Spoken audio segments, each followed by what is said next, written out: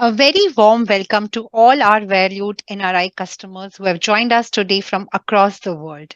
My name is Deepa Thakkar and I manage NRI products for HSBC India. I will be your host for the evening and I am delighted to welcome you today to our special initiative, Life Beyond Borders. Today's webinar is on a topic of utmost importance, caring for your elderly loved ones back home in India. I understand that being NRI comes with its own set of challenges, and elder care can be often one of the most daunting. But you are not alone. At HSBC, we are committed to supporting you in every way we can, and that includes providing comprehensive elder care services to ensure your parents' well being and give you a peace of mind. As NRIs, we often face the difficult reality of being geographically separated from our parents at a time when they need us the most. The worry of their health, safety, and well being can be a constant source of stress. Add to that the complexities of navigating the Indian healthcare system and finding reliable care providers, and the situation can be overwhelming. But today, we are here to offer you hope and solutions. This webinar is designed to empower you with the knowledge and resources you need to take control of your parents' elder care, even from afar. We will be discussing a wide range of services available through our partner Samarth, from medical assistance and home safety to emotional support and companionship. Our goal is to equip you and give you the tools and confidence to ensure your loved ones receive the best possible care while you enjoy peace of mind knowing that they are in good hands. I am pleased to welcome Ashish Gupta, the founder and chief care officer of Samarth, an alum of IIT Kanpur, IIM Calcutta, and McKinsey and Company, where he worked globally as a strategy consultant for a major part of his career. Ashish has also been instrumental in setting up several universities in India in private as well as public sector in the last 10 years.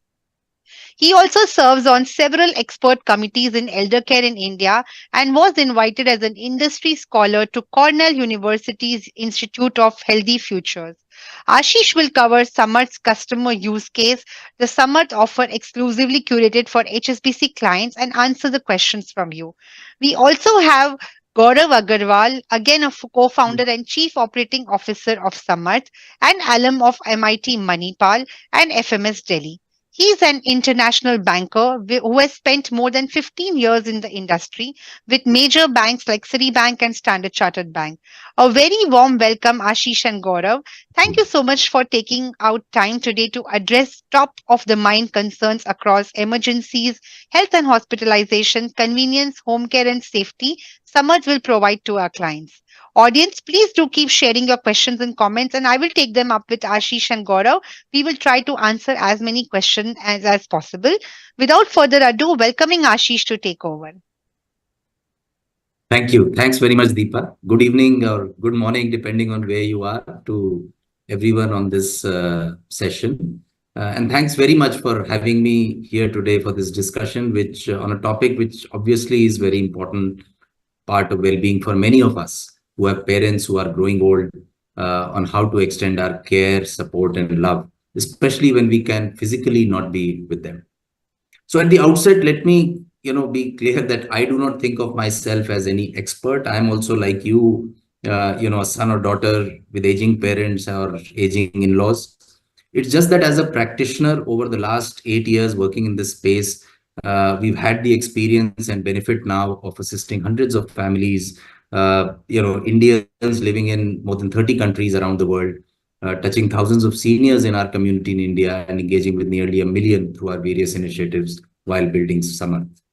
For me and my co-founders, Gaurav, who's here with me, and who came back to India to look after his dad, actually, who was fighting a heroic battle with cancer. Anuradha, who's an economist from Cambridge, Sanjay, who's an entrepreneur in US. It was really our personal experience, I think pretty much like some of you, would be going through, of caring for our own parents, which got us started. So I would like to start with sharing some related experience. Let me start with a personal story, as I share with you some insights about looking after parents, and I hope that some of these are things that you can use, as you think of your loved ones and elderly who are back in India. So last year, my mother had a spine surgery for a long-standing problem. My parents live in Dehradun, and they came to Gurgaon, where I live, and my doctor lived. My brother lived. My brother is a doctor. To have the surgery, even though we all knew that the support she was getting here was much better. We had all the means, etc., to look after and provide the aftercare. A few weeks of recovery, and which was going reasonably well. She insisted on going back home. And there were various reasons. All of them were really things which could be done from here, whether it was updating, getting her passbook updated or some such thing. But both my parents decided that there were compelling reasons for which they just had to go back home. So we couldn't keep them against their wishes, and as it happened, after a couple of weeks, she actually had a fall. Now, thankfully, it wasn't very serious, but nevertheless, my parents didn't tell us. I learned about it not from her, but from Ritu, who's a Samarth care counselor and now an integral part of our family care group.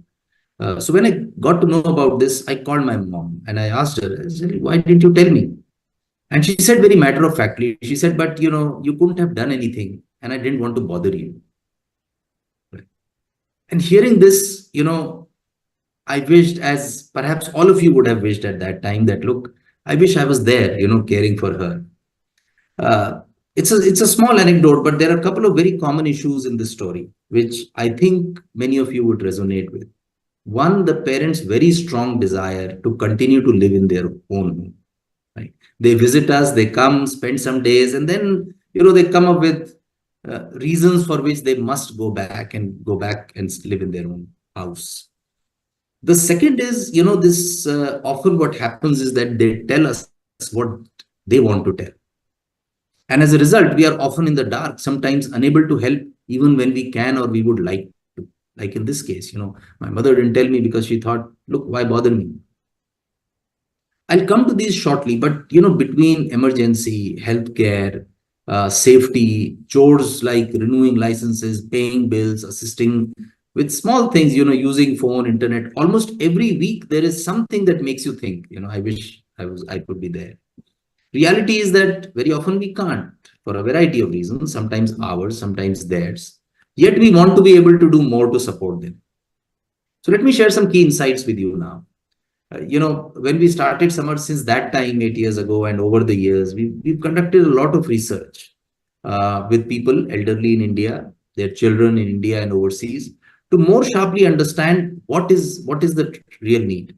And our first set of insight comes from this research. So when we ask the children, people like us, what they want, they would usually say, look, can somebody take care of emergency? Can somebody arrange medical care? They take them to the doctor if needed, get a doctor to come home and see them, various chores that can be done at home, ensure that they are safe. And if you think about it, all these are focused around their physical needs. The response of the elderly is usually very different. They perhaps know that they need this, but they don't believe that that is what somebody needs to provision for them. Their needs are more social and emotional.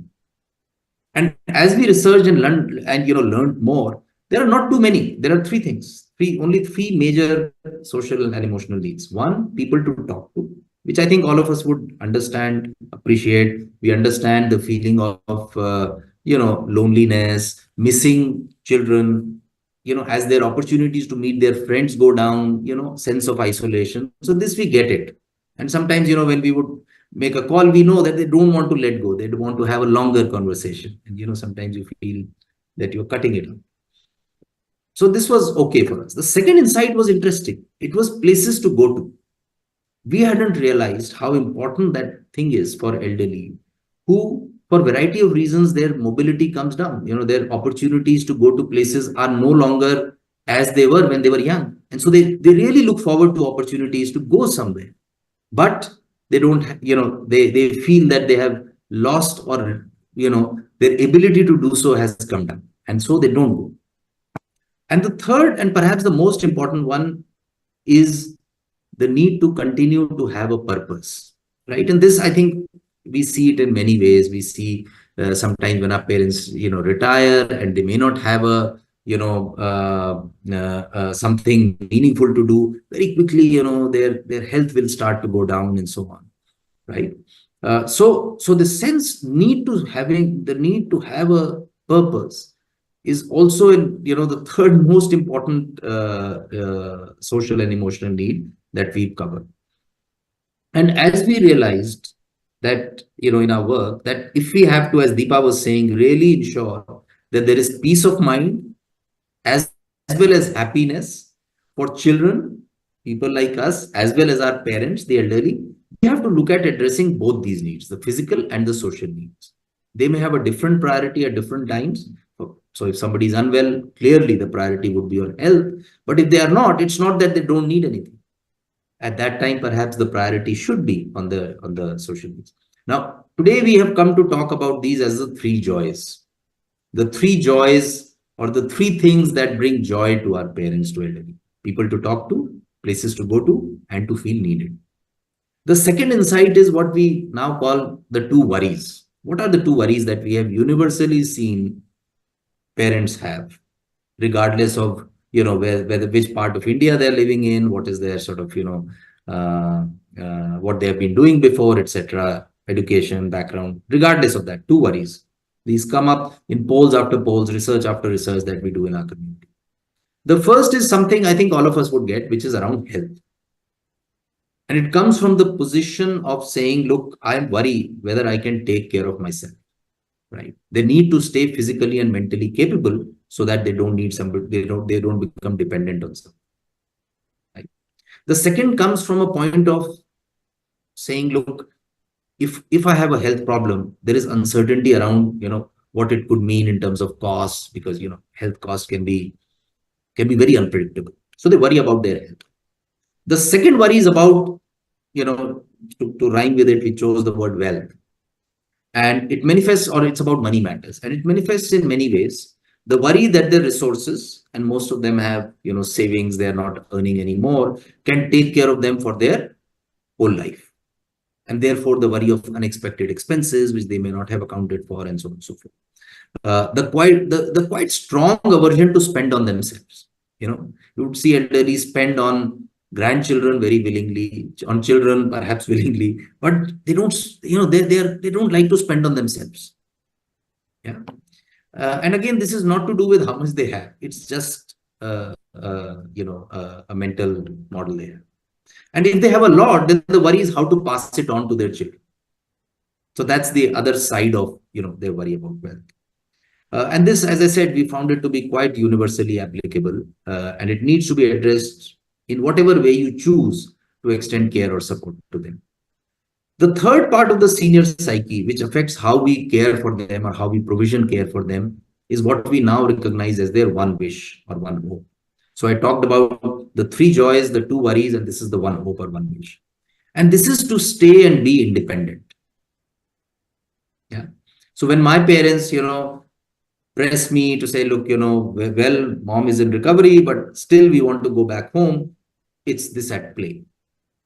And this so dominates their worldview that we have found that most seniors who have the means and are physically, capable or at least able to do this, will prefer to deal with the challenges and inconveniences of staying alone rather than move in with their children. It is the sense of control they feel over their environment, their daily life, etc. Right? And if you think about it, it is not hard to see that independence and dignity are two sides of the same coin. So when they press for independence or when they like independence, it is because they like to preserve their dignity. They do not appreciate pity or like to think that they are dependent. So anytime we are providing care or trying to help or trying to support in a way that makes them feel dependent, you can assume that there will be resistance to that, because that is not a feeling that they like to have, right? Whether they need it or not.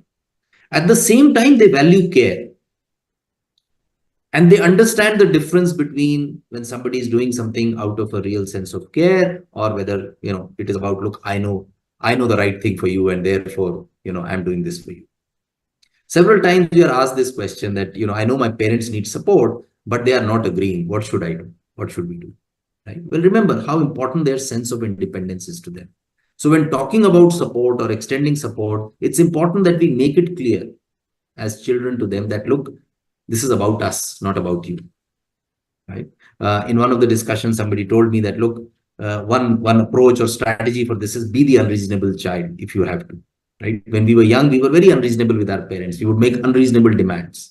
Right? So don't try to be rational about this. Be unreasonable about this. That, look, I just need it. I need it for my peace of mind. Otherwise, my mind will be not at rest, and so on. Right? So we could do this as kids. We can do that again. And so, these three joys, two worries, and one hope now are at the heart of the work that we do at Saman. And I think for anyone looking to extend care to their parents with external support or through their own family, friends, or themselves, this is a useful framework to use. Right? How can I bring them one or more of these three joys? How can I help them address one or more of the two worries? And how can I ensure that in the process of doing this, I'm valuing the one thing that they value most, which is their independence, and on the other side, their dignity, right? The next insight I'll share is equally important when working with seniors. It is about trust and their response when they don't find it. Many of us, sometimes feel that, look, there are so many apps now. You can get stuff done at home. You can order whatever you want at home. If you want to go somewhere, you can call a cab, all of that. You can book a ticket. So why don't they use it? Now, I'll again take an example, right? In Delhi, in Gurgaon, where I live, if you have to go somewhere, need a taxi, typically you would take an Uber or an Ola.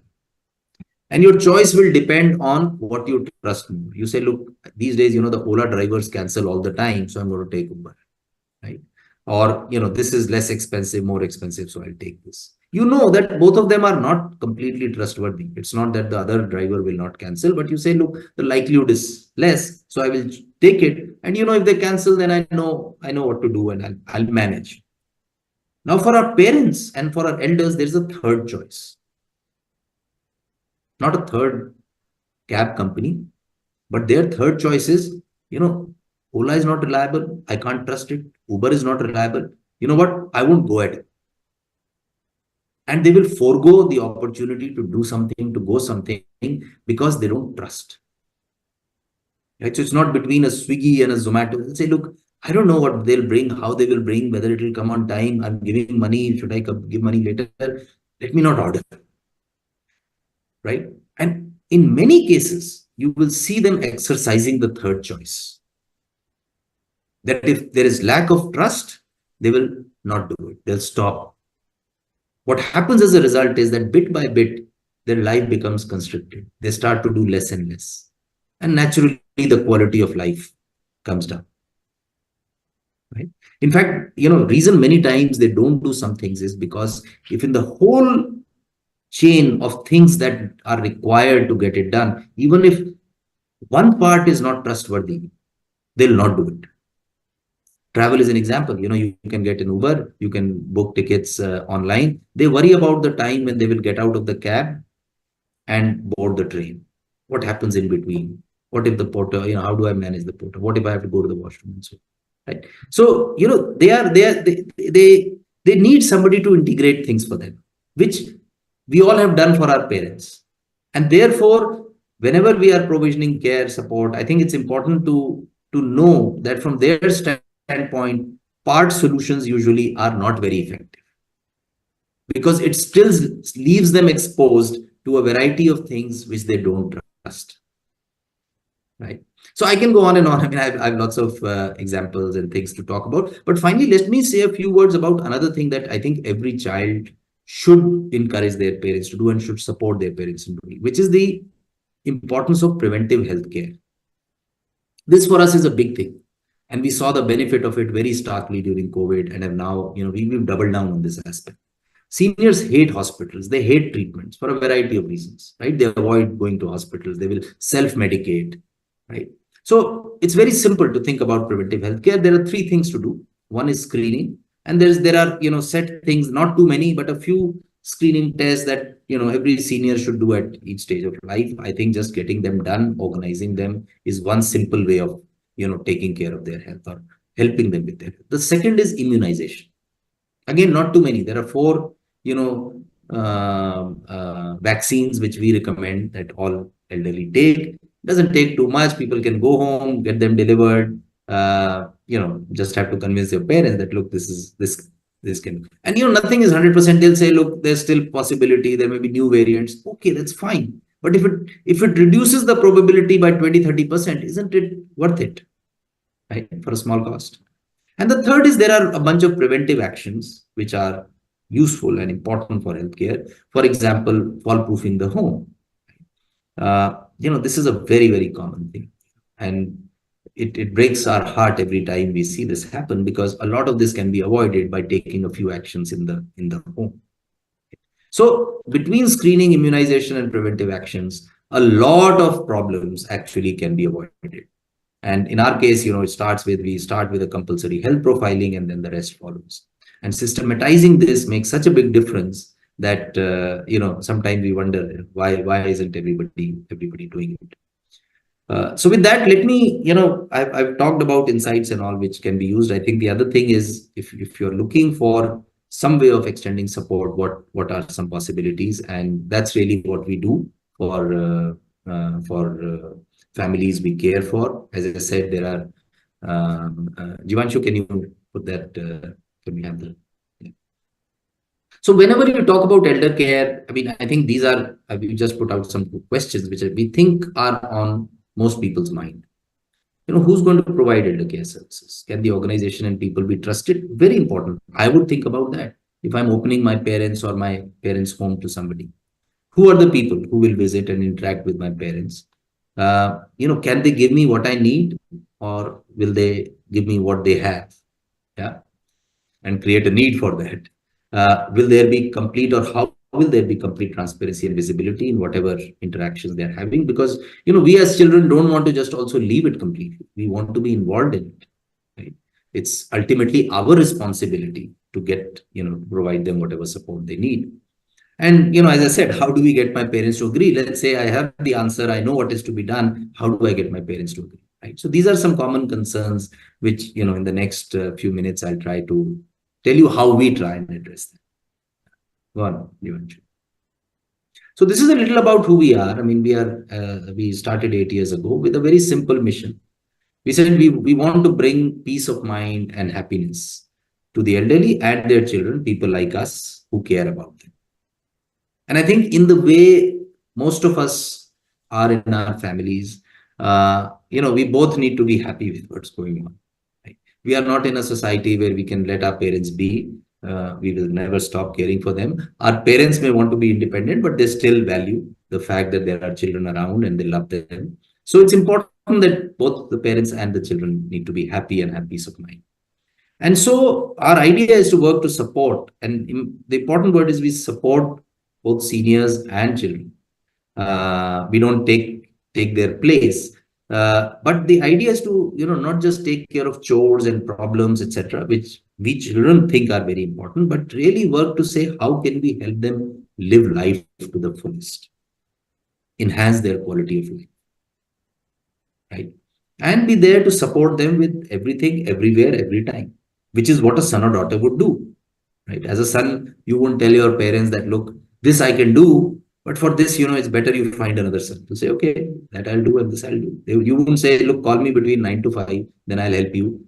Otherwise, I'm not available. You'll say, look, everything, everywhere. And no matter where you are, you don't have to be in a big town for me to be able to help you. If you're in the smallest of cities, I'm there, I'll be able to help you.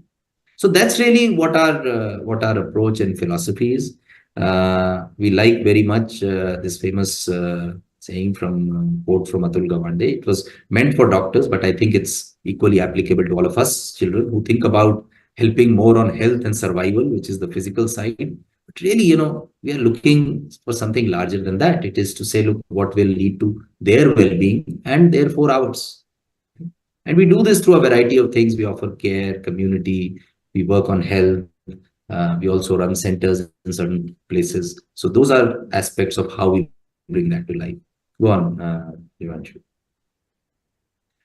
This is us at a glance. I think I've talked about most of the cities we serve across the country.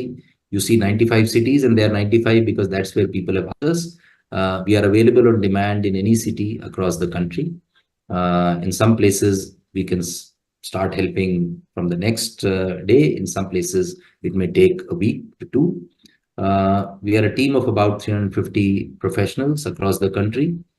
And no surprise that 97% of them are women. Why no surprise? Because our work requires a very high level of empathy and a very high level of accountability, which at least we have found. I mean, we don't do any positive discrimination or anything, but it's just that we find more of that here. And all the people who work with us, all 350, are people like us.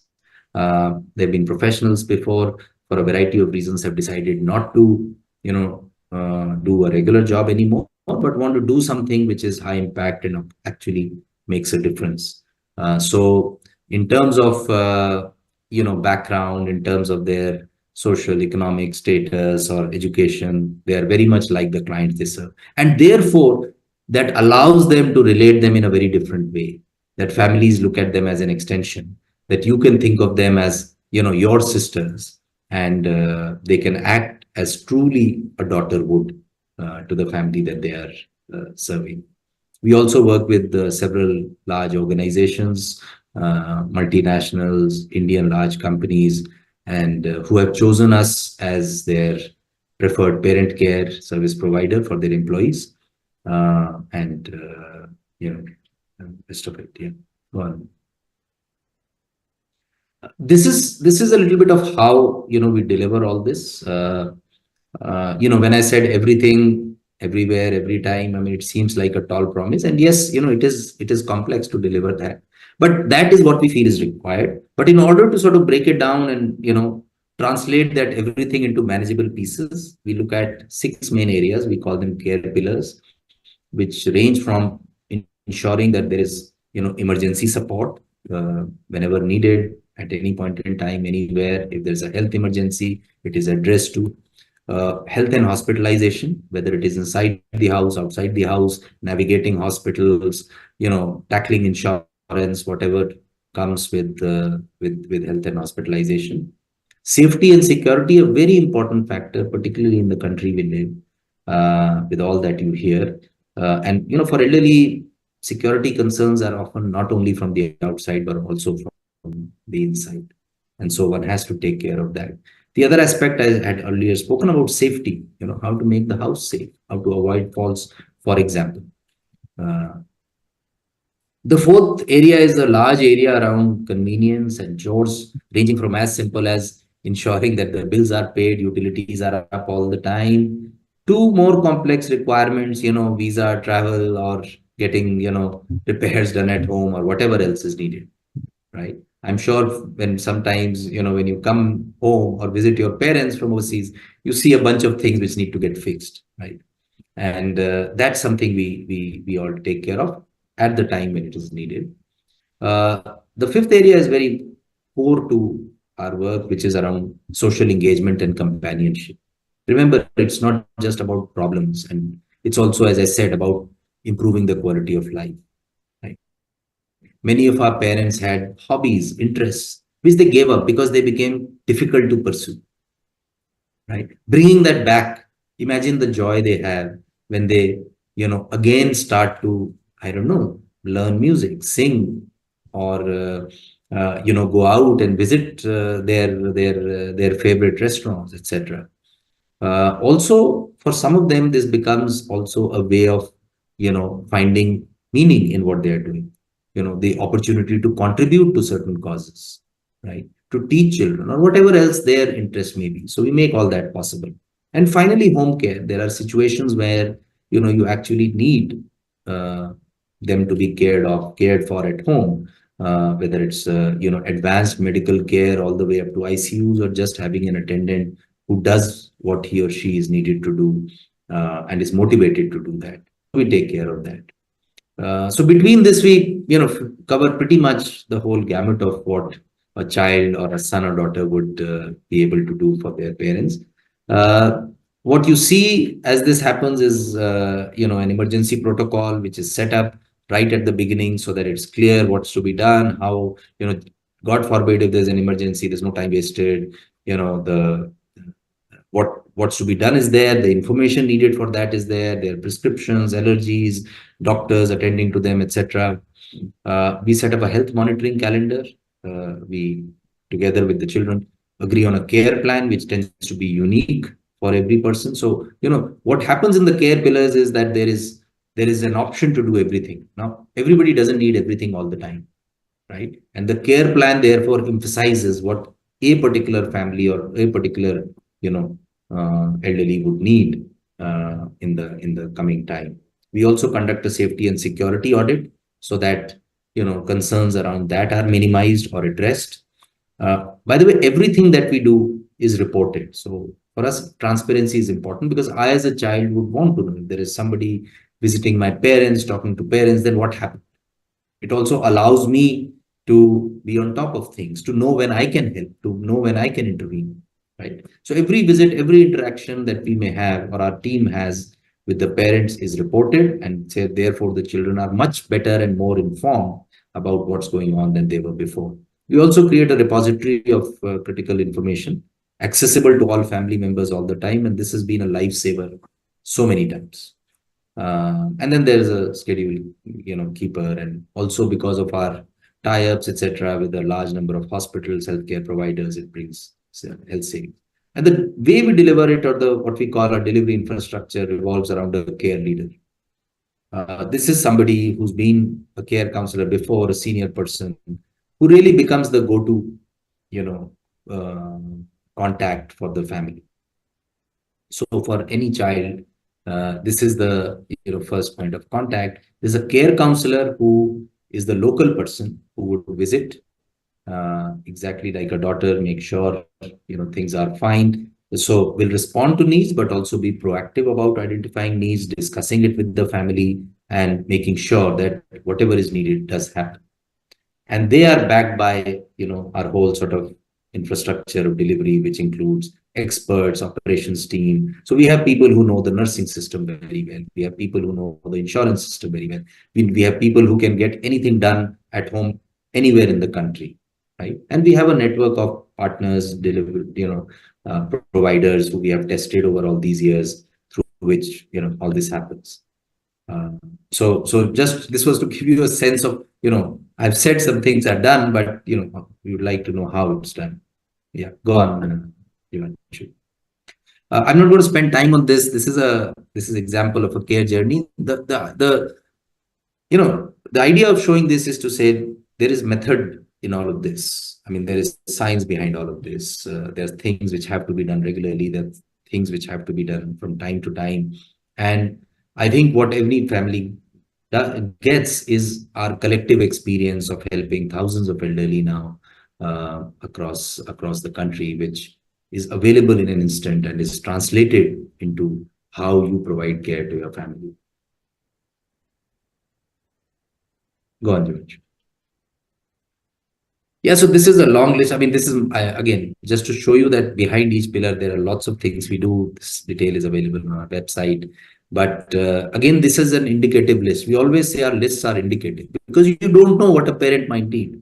And you as a child will then not turn back and say, you know what, I won't help you, now find another child. So the things which we have, which we know how to do very well, because we've done them 100 times. And there are things which will come up, and our instinct, if new things come up, is to find a way to do it rather than to say, oh, you know what, we don't do this. Go on. This gives you a sense of cities which we cover. This is not an exhaustive list, but the reason I'm showing you is that this is not just the top metros or the top 20 cities of the country. You'll see small towns and cities, cities like Gaya, cities like Gorakhpur, and small towns, mountain towns like Lansdowne, and so on. So our whole approach is that we will go where the parents are, and the way we work in all of this is that we are able to cover most places where you would have a need uh, at any point in time. And because we have presence across the country, sometimes what happens is that parents have to go. If they're living in a small city, they have to come to Delhi for treatments, or some other metro for treatments, and then we are able to provide that. Be their port of call, even if they're going to a different city, and handhold the whole process from the time they may come off the plane to the time they board back. Yeah. Go on. Yeah. In all of this, I mean, we've talked about it from the perspective of the children, but again, the perspective of the seniors is very important. They need to get something out of it, right? They need to get excited about this. So we also work a lot on the engagement side with seniors. We publish a magazine now. In these days and times when nobody reads print, or people are, we believe a lot of them still value print, and they want to. I mean, that's their. They enjoy reading print. So we publish a magazine. We have an app in which there are videos, and there are daily workshops, seminars, game sessions, music sessions, etc., that happen, which they can attend. They can get reliable information on things that they need. And we also have, newsletters that go out twice a week. We also have a very active WhatsApp channel, because we see a lot of them consume, their content on WhatsApp. So at least there is some, useful, reliable, and engaging stuff that comes to them on WhatsApp as well. In addition, there's a help desk, and they are able to call at any point in time to the help desk and get support for their needs. Yeah. So this is really a little bit of an idea about what we do. We are happy to take questions. I can also, I would request Gaurav, who's my co-founder, to say a few words, and from there on we can go. Thanks, Ashish. I hope this short presentation has been useful to you, answer some of the questions that you had in your mind. I'm told there are over 500 people on the call. We look forward to your questions, queries, and in case you want to talk to our care advisors who can, with your specific family request, please visit the website or contact us on the number on the screen, and we'll be able to customize and help you with solutions to support your parents. Thank you. Deepa, any questions? Yes, thank you, Ashish and Gaurav, for covering. And it is quite emotional topic. And this is where most of my NRI clients do keep asking us that what is it that we can do. Or many of them do keep asking the RMs also, because we do send regular communication to our clients on the elder care service along with your team. But there are so many questions that the customers have asked, and for everyone's interest, I will put across a few of them to you, so that everyone can get clarity on them. So first one is that, if I as a child want to opt for Samarth, what is the process? While your chart did show the entire process, but if you can just tell that how does the implementation happen once they decide that they want to take the care plan from Samarth?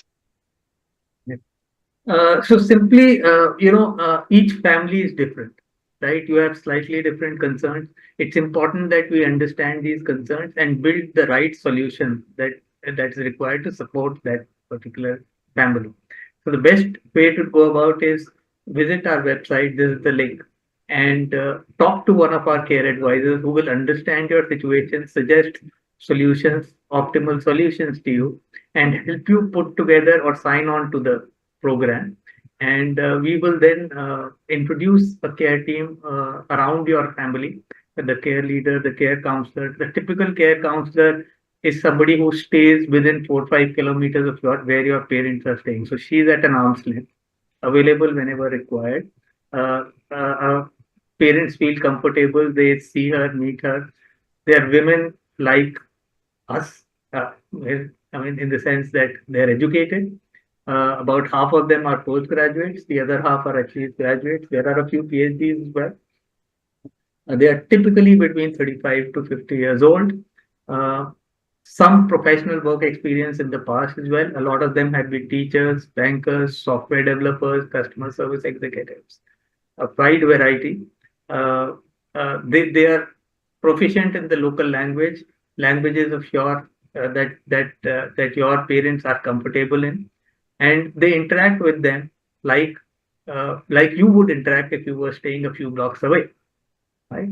The best way to go about it is talk to one of our care advisors, and they will help you customize it exactly to your parents' needs. 6 months down the line, by the way, we will be telling you what your parents need. Our team would be telling you. They may have more insights given that they would be meeting them regularly, which you may not have an opportunity to do that often. That is quite nice. The next question is on emergency. In case you're not able to reach out to the child and there is an emergency with the parent, till what extent would your team support? Taking them to the hospital, or how does it happen? Do you need the permission of the child before doing anything, or you take your own steps? So what happens is that upfront, when we onboard your parent, right, we set up something called an emergency protocol, which is really very similar to, say a fire protocol that we see in offices or places.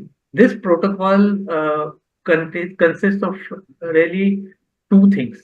One is identifying key contacts for emergency support around your parents, which hospital to use, which doctors they have been using, what is the ambulance services around them, right? Second component of this emergency protocol is creating a health profile for your parents, right? Understanding what has been their history around healthcare. Are there any surgeries, any implants, any allergies, etc. What this information equips us with a 24/7 helpline, what this information equips us is to be able to get medical help to your parents and be able to interact with the medical help to explain what has been the history, what are the current symptoms, so that effective support can be provided by those doctors and other medical personnel. Now, of course, we will keep you informed about this as soon as on a real-time basis, and will take your help with certain decisions that the medical professional may ask, right? In which case, we may wake you up at odd hours, depending on when that happens, but we have your back on the ground, right? We will take care of all the paperwork that is required at the hospital, including, if required, any initial deposit that the hospital may want, because you, being wherever you are, may not be in a position to immediately transfer money, so that there is nothing which stops your parent from getting as much medical support as they require. Often we actually send a doctor home immediately within 30 minutes, right? And in almost 75% of the cases, we find that we don't even have to shift the parent to an hospital. It gets managed at home. So within 30 minutes, typically we are able to get a doctor examining the parent and taking care of all logistics around it. It's a completely foolproof plan that we have in case of emergency. The next question is on, sometimes the parents are not agreeing, while we as kids, we know that they need the support, but they don't agree. What has your experience been with such parents? Do you do some counseling or consultation where, our NRI customers can introduce their parents to you and convince them in getting this onboarded, the care plan onboarded? Ashish, you want to take that? Sure. I mentioned that, so happy to take that. See, I mean, one is to understand why they are, right? And I think in most cases, it is their sense that their independence will go away, or somebody is going to impinge on their independence and not let them be. That's oftentimes the cause. The second cause is they don't like to, they don't like money being spent on them. They think, look, I don't need it. I don't want to. Now, if you try that, those are the two things to be addressed, right? And we've seen people, we have a range of strategies, and we can discuss with people who want to discuss that at some point in time. But effectively, some of the most common ways to do this is, one, you have to make it about you, not them. You have to say, look, this is for me. It's not because you need support or you need service, that's why I'm doing it. It's because I need somebody to do that. If you don't need it, please don't use it. And rest assured, you just give it 3 months, and you will see they will come around. And that's our approach too. We also believe that this is not to make them dependent on a service. This is to enable them to do things that they are not able to do today.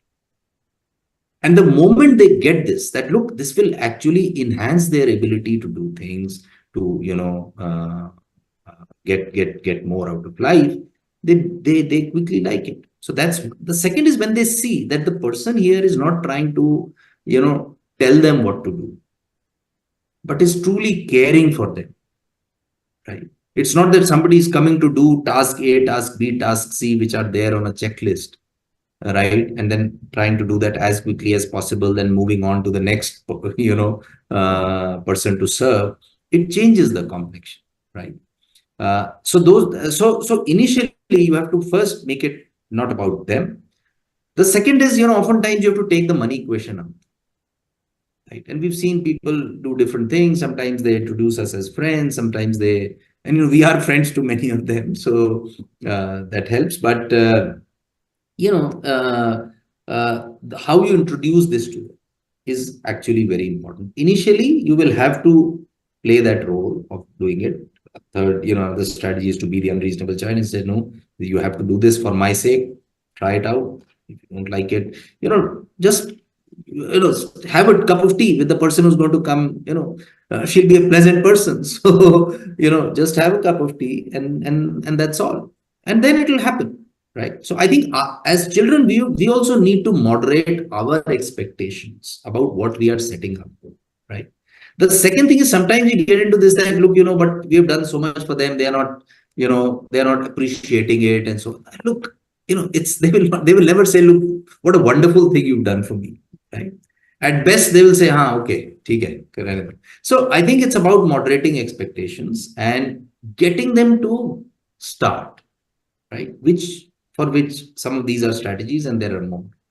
I don't know, Fazia is here. She's been a care counselor. She's worked with a lot of families, and I don't know if you have something to add, Fazia. Yes, Ashish. Right on that note, I would like to add that when I was given to look after Anand uncle in Lucknow as a care counselor, so he was totally adamant, I do not want any help, any external help. So when I was introduced as the daughter's college friend who was working on a project on the elderly. So I used to go with a file and a bunch of papers and a pen and used to, visit uncle. And he was, opening up just like a friend, answering to all my questions. And soon enough, I was able to break the ice. So it does help that, when the care counselor is introduced as in another way to the parents. So one is that, of course. Right. Yeah. I think when we get an opportunity to help them with something which had got stalled, right? That really shows or gives us an opportunity to show how we help, and for them to see how useful can this support be, or can this person be, right? And from there on, the most difficult to convert are the biggest converts, right? The ones who are happy right in the beginning continue to be happy, but the ones who are resisting most, and not all parents resist, by the way, a minority, a small percentage, maybe about 1/4 of the parents resist, but most of the parents are quite accepting, and especially when they actually meet the care comes. Who wouldn't want to meet a cousin, Absolutely. It's quite comforting seeing Fozia and sharing how, the kid introduced her as a friend and then, convinced the father. So, while we have seen Fozia, but how do you select your care team that visits the elderly? If you can just throw some light there. Um, See, I gave you a brief profile of uh, who work as our care counselors. See, what's very important for us is to understand the motivation why people are doing this, right? Uh, Secondly, we look at uh, have they had an opportunity to support an elder in their own houses or around them, right? Thirdly, we also support the parents of our care counselors wherever they are in the country with a very similar support structure that we put together for clients worldwide, right? So we know their parents well. They know uh, the quality of work that they are doing is also being afforded to their parents. We have a huge pool. So we have about 350 people working with us, but we have applications in the excess of about 5,000, right? So we have a large pool to choose on. We can be selective to the extent that we actually say that, within 4 or 5 kilometers of the parent's house, we are usually able to find anywhere in the country somebody who fits the bill, right? Then there could be some very specific parent specific situations. For example, there was a Punjabi speaking lady in Chennai, right? So, or a Hindi speaking family in Karnataka, Bangalore, right? So the local care counselor, the care counselor that we need should be able to converse in that local languages, and we were able to find these people, right? So that's the idea that you have to you have to look at what the motivation of this person is, right? All of us have been children, right? All of us have parents, so in some way or the other, we have taken care of them, right? Uh, the second is that if they have some experience with taking care of elderly and understand, there are mood swings, there are healthcare is not a, it's not fun going to the hospital anytime, right? Especially at an elder age. Younger age, yes, sometimes you come back with a kid, but in elder age, it's usually a situation, a medical situation, right? So, do they have that experience of taking care of an elderly, or will they be able to support them while they're there, comfort them while they're there, as well as navigate the healthcare system? Of course, they have help from our central team and experts to kind of guide them through paperwork that may be required, unusual paperwork, right? Insurance claims are not easy, right? And CGHS for the people who've retired from the government, right? A lot of them are on the program, so we understand the referral and all those processes. So So, that's Gaurav, coming right from there, like, if I enroll for my parents, how do I get update about, everything that your care counselor is doing or the program? right. So when you sign up, right, we set up a care team. We introduce the care team first to the children, right, so that they get an opportunity to not just talk to the care counselor and the care leader, but also in their own words explain to them what and how, what to expect with their parents, what are their chief priorities, what are the immediate concerns, if any, and how to approach this whole thing. And sometimes, set up like Fozia mentioned, my friend's daughter doing a project, right? So once the children are introduced, together they decide how to approach the parent, right? So it could be at times the children calling them, it could be at times us calling them, and sometimes the parents, most of the times parents are quite receptive about, right? So that's the introductory phase for introducing the care team to the family, right? Uh, is there any So I think I'll just add to it. I think your question, Deepa, was also about how do they get updated about what's right, going on. So once they come on board, then we have an app on which all of these things are visible. So there's an app in which you can the information is all there.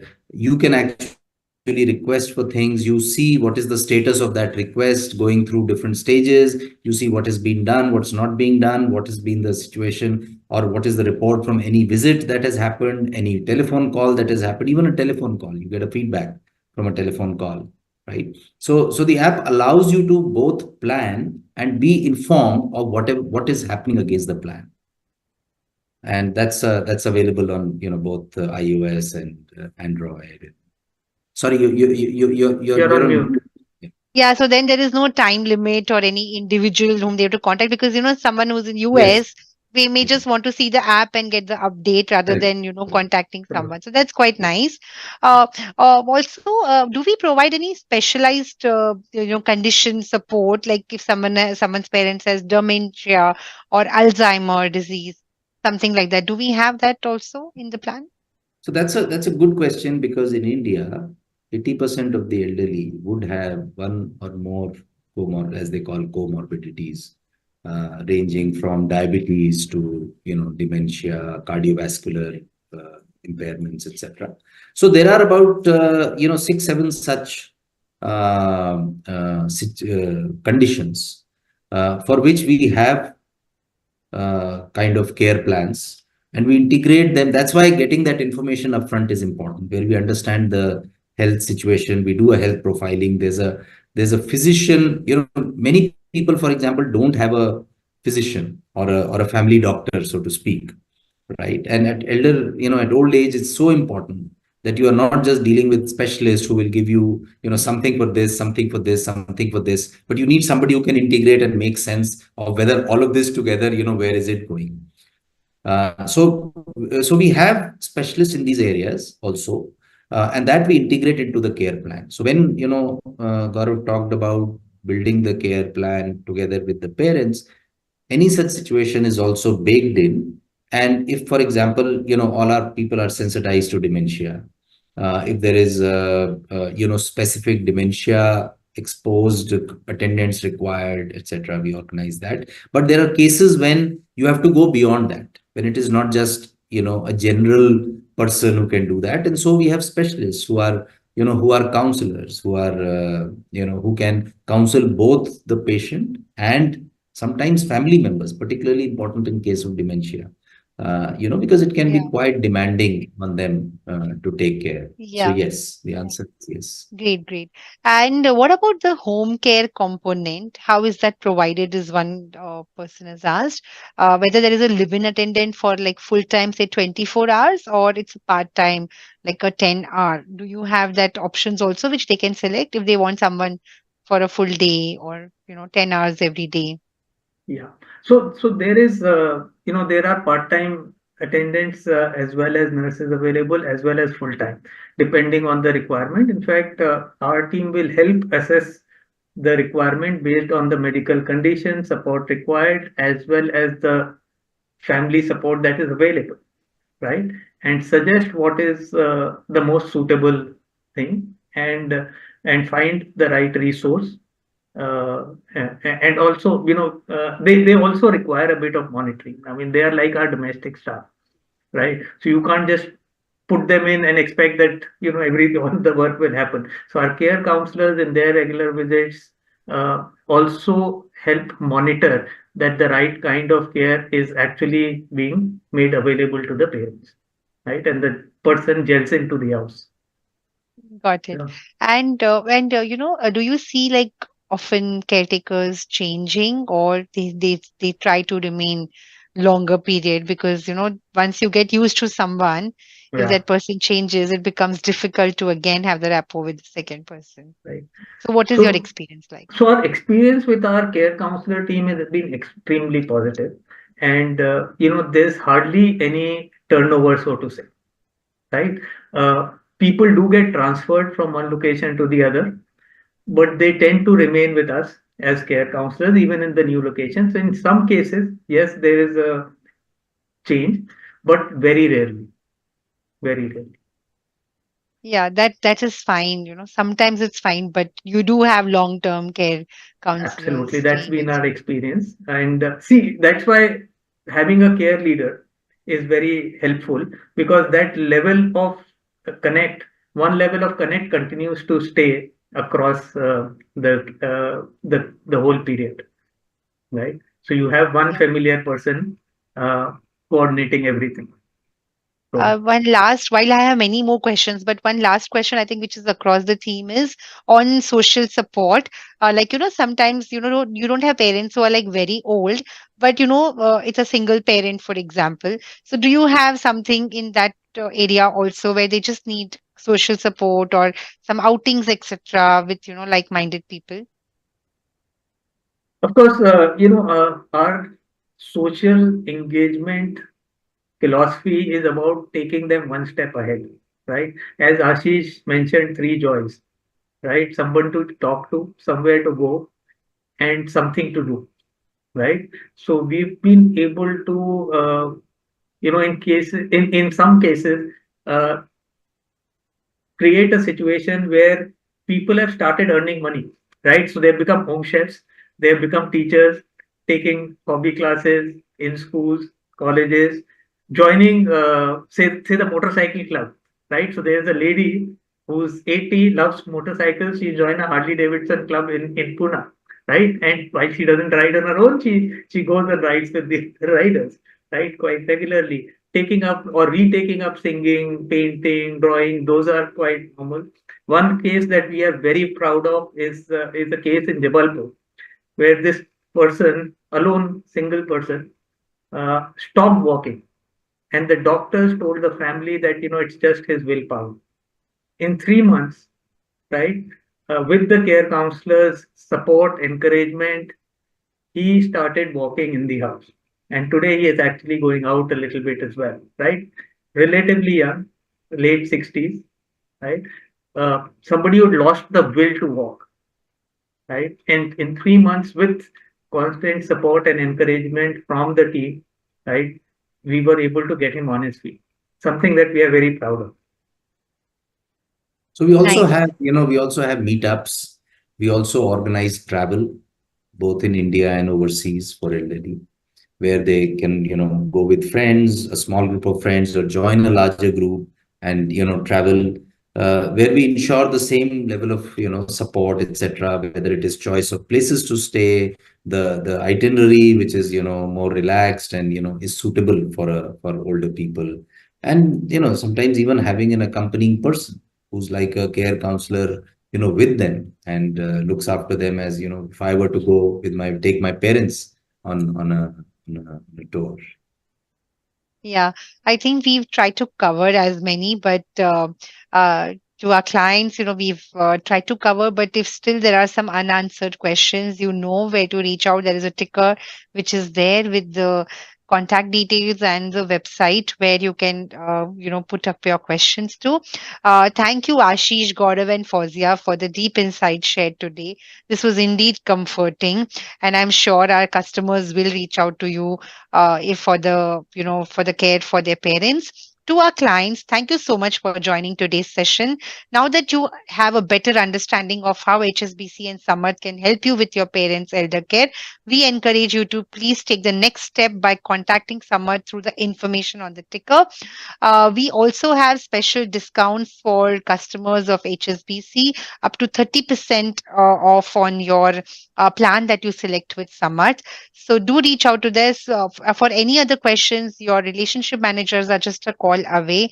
Do reach out to them as well. So thank you and have a great weekend, everyone. Thank you. Thanks very Thank much. Thanks, everyone.